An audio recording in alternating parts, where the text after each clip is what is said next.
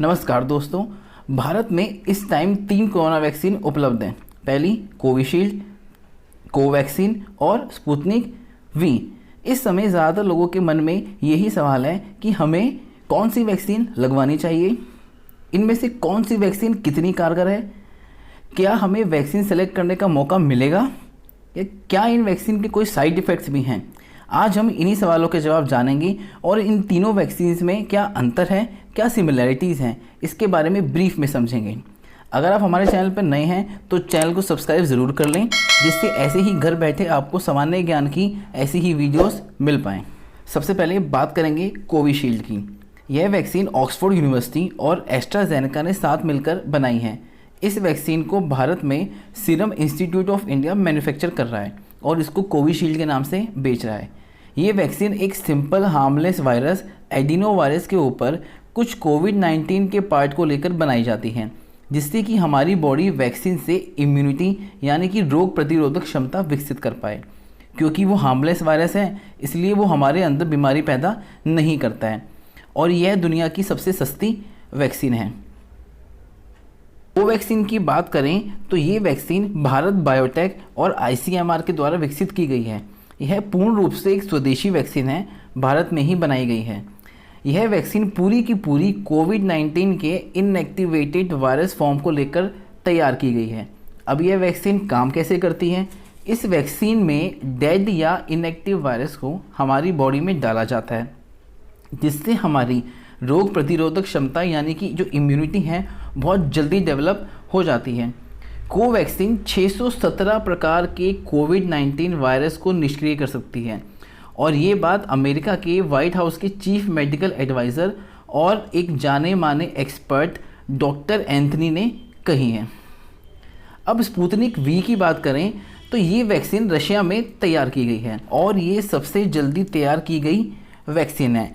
इसका फॉर्मूला अब भारत में लेकर आए हैं और डॉक्टर रेड्डीज़ लैब भारत में इस वैक्सीन को मैन्युफैक्चर करेगी।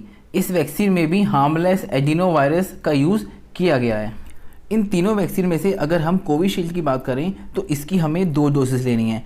जो दूसरी डोज है वो 42 से 56 दिनों में ही लेनी है, क्योंकि अगर हम इन 42 से 56 दिनों में लेंगे तो जो वैक्सीन है वो 80% कारगर है, यानी कि उसकी जो एफिकेसी है वो 80% है। मगर अगर हम 28 दिन में इस दूसरी डोज को ले लेंगे तो ये मात्र 54% ही रह जाती है। तो इस चीज़ का हमें ध्यान रखना है। अगर हम कोवैक्सीन की बात करें तो इसमें भी 2 डोजेज लेनी है, बिल्कुल सेम है, मगर हमें जो दूसरी डोज़ है वो 28 दिनों में ले ली है। इसकी यही खासियत है कि इसकी दूसरी डोज़ हमें 28 दिन के बाद हम ले सकते हैं और ये 81% कारगर है। अगर हम स्पुतनिक वी की बात करें तो इसमें भी सेम वही 2 डोज लेनी है और जो दूसरी डोज़ है वो 21 दिन के बाद लेनी है। तभी जो है इसका जो है 91.6% जो है ये कारगर है, यानी कि इसकी एफिकेसी इतनी ज़्यादा है। और एक चीज़ का ध्यान रखना है कि इसमें जो फ़र्क है बाकी दोनों वैक्सीन से, पहली डोज़ इसकी अलग है और दूसरी डोज़ इसकी अलग है, जो कि हमने 21 दिन के बाद लेनी है। तभी इसका जो एफिकेसी रेट है वो है 91.6%। इन तीनों वैक्सीन में से जो भी वैक्सीन अवेलेबल हो वो वैक्सीन लगवा लें। ये तीनों वैक्सीन ही आपको बचाएंगी। अगर आपने इनकी एक डोज भी ले ली है तो आप काफ़ी हद तक कोरोना वायरस से सेफ़ हैं। और हाँ, एक बात का और ध्यान रखना है कि कोविशील्ड या कोवैक्सीन में से जो भी वैक्सीन की आपने पहली डोज ली है उसी ही सेम वैक्सीन की दूसरी डोज लगवाएं। देखिए, आपको वैक्सीन सेलेक्ट करने का मौका तो नहीं मिलेगा, क्योंकि सरकार के पास कोविशील्ड वैक्सीन ही ज़्यादा मात्रा में उपलब्ध हैं। अगर हम अब बात करें साइड इफ़ेक्ट्स की, तो कोविशील्ड में एडिनो वायरस का प्रयोग किया गया है, तो उसकी वजह से फीवर, मसल पेन, फ्लू जैसे सिम्टम हो सकते हैं, मगर इसमें घबराने की कोई बात नहीं है। ये नॉर्मल है, ज़्यादातर वैक्सीन में होता है। देखिए, आपको डरने की ज़रूरत नहीं है। जो भी वैक्सीन जहाँ भी अवेलेबल हो वहाँ जाइए, वैक्सीन लगवाइए।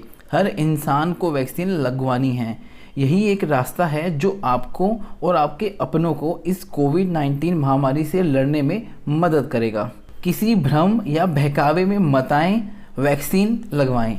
आज के लिए इतना ही। वीडियो पसंद आए तो लाइक एंड शेयर जरूर कर दें और चैनल को सब्सक्राइब करना ना भूलें। मिलते हैं अगली वीडियो में। जय हिंद।